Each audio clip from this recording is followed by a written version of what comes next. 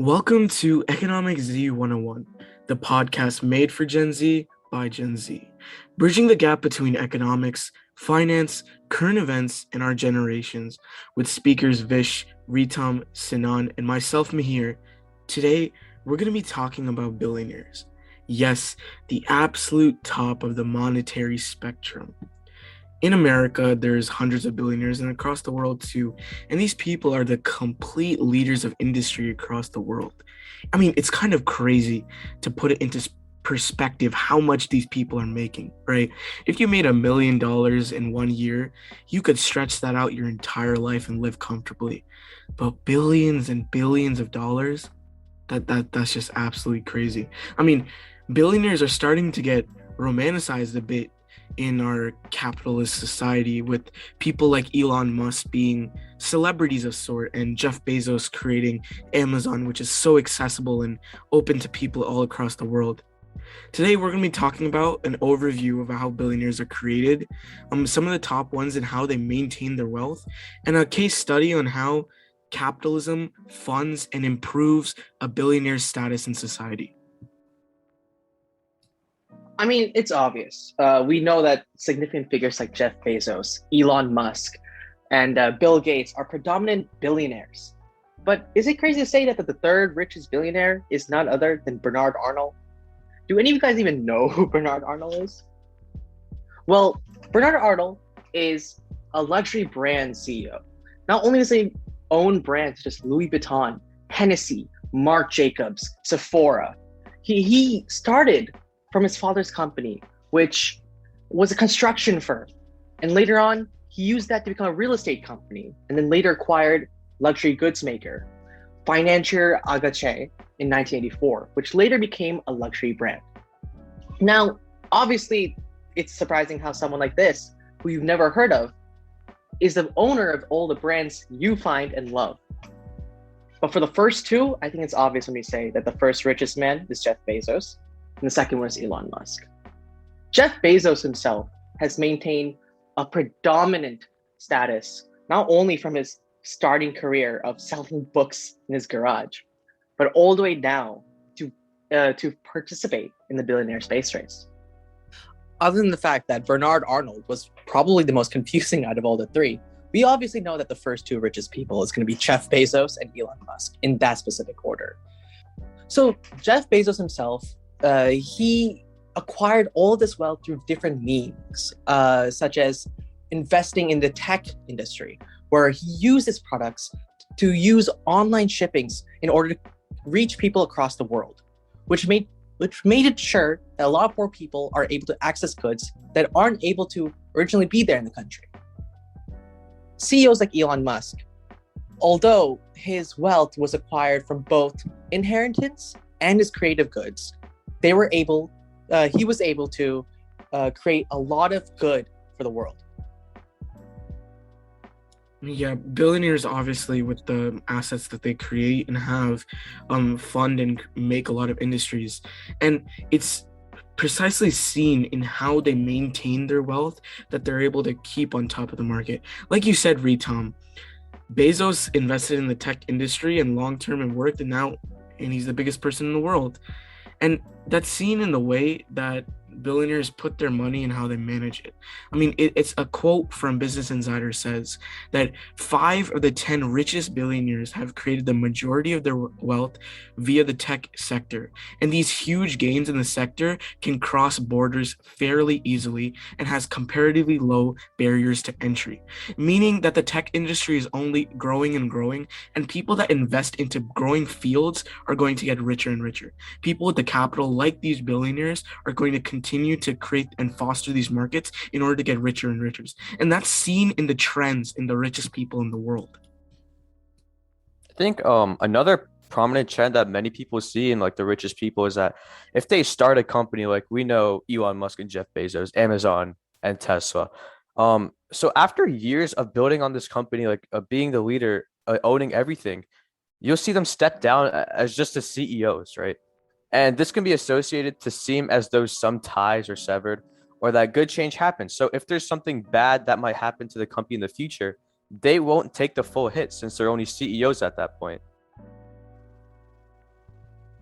And despite the good that they've done, it's important to consider the fact that they've still have had unhealthy conditions set for their workers. For example, in Amazon warehouses, a lot of people can be described as going to the bathroom in a bottle. That's just inhumane. Another thing is you see these relationships with these other billionaires, these other CEOs. Bill Gates was friends with Jeffrey Epstein, and I don't think we all want to know. We all know that Jeffrey Epstein did.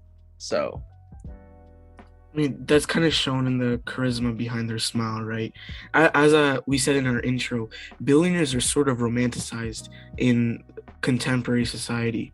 And even though a lot of billionaires engage in philanthropic activity, like Warren Buffett and Bill Gates with his foundation, there's often have nefarious practices hidden behind the smile. And this is where we sort of meld into the topic of how billionaires are generally harmful or bad. Yeah, so as people might think that billionaires, they have a lot of money, so they're like creating a lot of jobs for people, solving a lot of world problems, but this might not even be the case, and we're going to get into that a lot later. So we can just talk really quickly about what the status of billionaires in the year 2020 when the pandemic hit and the world was literally turned upside down. So literally just from March 2020 to January of 2021, billionaires gained $1.1 trillion collectively. That's crazy. Just so much. I can't even comprehend that much. Like, it's unfathomable, right? Many people, and because during COVID, like we know many people lost their jobs, had wages cut from their salaries during the early months of the pandemic. And meanwhile, these billionaires, their net worth is skyrocketing and thriving, like with their stock companies. And, it's just really crazy to think about. Another thing to note was that the poverty rate drastically increased. So from June to December in 2020, the poverty rate climbed 2.4%. On the surface, 2.4%, that doesn't seem like a lot, obviously. But when you put that into the percentage, or like the amount of U.S. citizens, that's around 8 million people that have reached the poverty rate, right? Researchers found that 2020 showed nearly double the largest annual increase in poverty since the 1960s. So it's been 60 years since we've had such a drastic increase in poverty. Despite the poverty rates drastically increasing, you see the house and the stock market increasing rapidly, since the prices of houses are becoming more and more expensive since the pandemic begun. And prices in the stock market are also increasing as well, and dividing the poor and rich even more, with 10% of the wealthiest people in the US owning 87% of the stock market, and leaving the rest of the 98% of the population with only 13%. So since people are becoming poorer and poorer, the money is being stripped from them because of job cuts and cuts in wages as well. And the money that's being lost here is going into billionaires' pockets, which allows them to further invest into stocks. And this can be seen with Elon Musk, with his wealth increasing by 600% because of the increase in stock share for Tesla. Yeah, it's just crazy to think about how billionaires, they really just take advantage of the stock market, even during a time where literally the whole world is going through such a big problem. So that's why we have our president Joe Biden in the US, not just the US. He provided a $1.9 trillion American Rescue Plan, which provided $1,400 stimulus checks for families. So basically every month, depending on how many children each family has, he'll give a check of $1,400 for each one. And in addition to this $1.9 trillion plan, $350 billion were set aside for local and state aid. And plus, it also gave unemployed people benefits that we didn't see before, right? And even today, in 2021, mid-2021, there's still some care packages going out to families. The purpose of these stimulus checks, it's not just to help because people might be losing their jobs, right? It's literally what the name implies, to stimulate the economy, right? He's giving us this money so we can go ahead and spend it and throw it back into the market. And by this happening, we can have more circulation in the market. I mean, it's really insane to think about because this $1,400, conservatives in the government were really opposed to it too. Democrats in the legislative branch of the government had to fight a lot to get these stimulus checks out, considering the weight that the pandemic has put on the working class. And that's really interesting, right? Because you think about it and put a billionaire's perspective and a billionaire's privilege into account. I mean, a lot of billionaires, while they might be self-made, inheritance is also a major reason for their growth and the reason why they're rich. I mean, many families have their children inherit money as time passes, but rich aristocrats from centuries back, even thousands of years, have their money and their offspring just growing and growing. I mean, with this amount of money, connections also fostered. And this creates a system of meritocracy. People with money, people with connections, control the market and control the way things work. And this creates things like economies and monopolies. Mihir hit the nail on the coffin. It turns out that the global economy is characterized from monopolies. So this means that a bunch of CEOs are able to utilize different industries, such as through the food, pharmaceuticals, media, finance, and it's all through different schemes of corruption.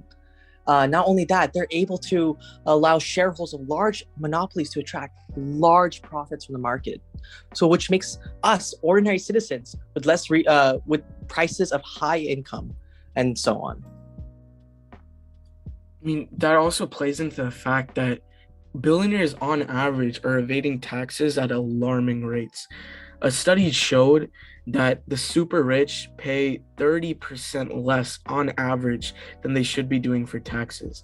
And the way that income is taxed in America is very bizarre. And we're going to go into this a little bit later in the latter half of the podcast. But there's secretive organizations and their lobbying that happens in which lawmakers follow the word of billionaires and create laws that essentially fosters to whatever they want to do. And they're able to buy politics. And by financially supporting their chosen candidates of their certain parties, they have backing that's unprecedented. And that's why a system, especially in America's mixed economy and capitalistic structure, it really hurts the working class. Yeah, I mean, a lot of people, because of this, like billionaires were able to literally, quote unquote, buy politics, right? So this was actually seen in Latin America, where many nationalist, racist leaders, they've had substantial financial backing for reasons what we just talked about, right? Many people, I have a quote here. They say that every billionaire is a policy failure, right? If we are to end poverty and build fair societies, we need to bring an end to extreme wealth.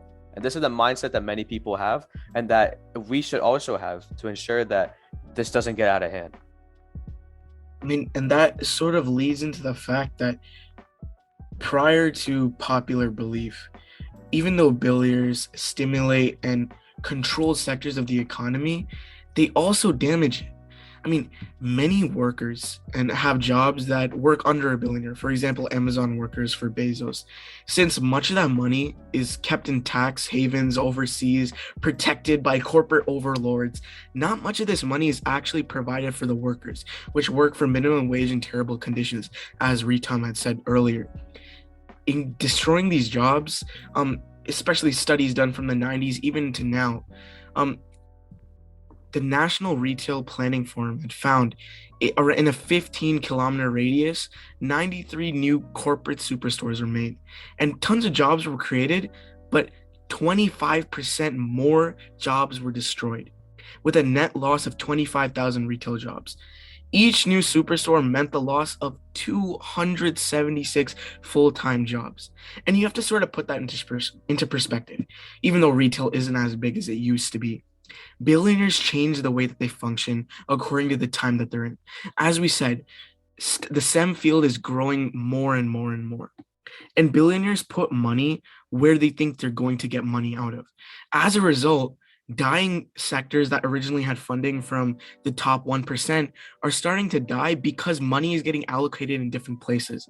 And that's part of the reason why billionaires help destroy communities. Sorry.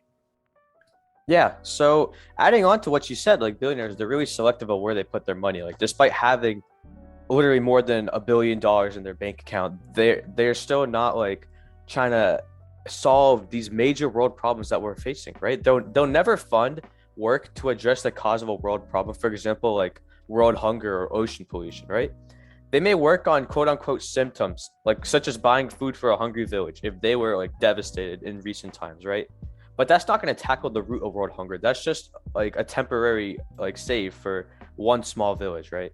If they manage to solve these problems, to like put their money like working on solutions to these things, that would just mean that they're creating a society that have neither rich people nor poor people, right? And obviously, I think that's the last thing they want. They love their hierarchical stance over society where they have much more money over people. I think another thing we forget to consider is that while technology has advanced our lives in many ways, it's also caused harm. If you look at the Amazon company, they've launched stores, I believe in San Francisco, where you can just walk in, grab the items, and leave. What this means is that there are people who aren't able to provide work. They don't have jobs in that store. It's all done by cameras and so on. So this is essentially losing jobs in the long process, as they're all pushing towards a company that won't have workers. And that's especially important in a conversation that we can overall bring onto our economic structure and capitalism. If you think about it, right, in a free marketplace which fosters profits above anything else, capitalism fosters billionaires in unprecedented ways. Capitalism exploits their workers, which is seen in a drastic increase of CEO salaries in the past few decades, as in comparison to the small increase of the working class and minimum wage. And it's crazy to think about because these companies have a small group of people which make the decision for the tons of people that are living off them. Yeah, most with the capitalistic mindset that's in our economy, people, even in companies, it can be seen that the people who are at the top, like the people who are in the board of directors and people who are shareholders, they have so much more powers than the employees in the company, and they control all of the profits of a company. So then they can basically give themselves as much money as they want and give workers as much money as they want. And there's no one that can really like stop this, because like we said before, these billionaires are also able to control government, and that also has an impact on how companies can like control their money. And with their ability to control all the wealth that the company makes, they're able to exploit their workers so much easier because, like I said before, they're just able to keep all the money and give the workers barely anything. And that can be seen in how billionaires inevitably increase wealth inequality, right? And that hurts the working class, as we have mentioned. Billionaires increase this by the way that they're holding these companies, as we said, and it's shown in the trend of the drastic increase in billionaire salaries and the drastic decrease, or rather the incoherency in the correlation between minimum wage and inflation. And that brings the question, even though the pandemic has shown how billionaires are ultimately bad for the economy in studies that we've shown in the 1991 and even up till now, should policymakers tax billionaires out of existence? And it's really controversial, right? Because as we said, billionaires are really, really looked upon in a heavy light in a contemporary society, and it's kind of seen as the top dogs, and they've done so much for what we are, but holding that much wealth is absolutely insane. I mean, billionaires have not, like, it hasn't just been the pandemic, but even since like I think it was like 1960s, since when billionaires were starting to increase and there have been more and more billionaires coming in, like the average wage for your average US worker has steadily been going down as the number of billionaires have been increasing. So it kind of just shows that billionaires aren't really doing anything like beneficial for economic growth. So I know literally in the year like from 1990 to 2000, the US's income growth literally fell by a whole 1%. And again, 1%, it doesn't seem like that much on the surface, but that equates to like hundreds of millions of dollars, right? But thankfully, not everyone is against us, right? We have many plans being created by socialists such as Bernie Sanders, Elizabeth Warren, and French economist Thomas Piketty that want to drastically increase the tax on the wealthy, like we were saying, tax billionaires out of existence, right? Piketty, he wants to tax billionaires by 90% to completely get rid of billionaires from the economy. right? Sanders and Warren have similar plans to tax the rich based on their wealth, and they want to cut the amount of money that billionaires have in half within like just 1 or 2 decades, right?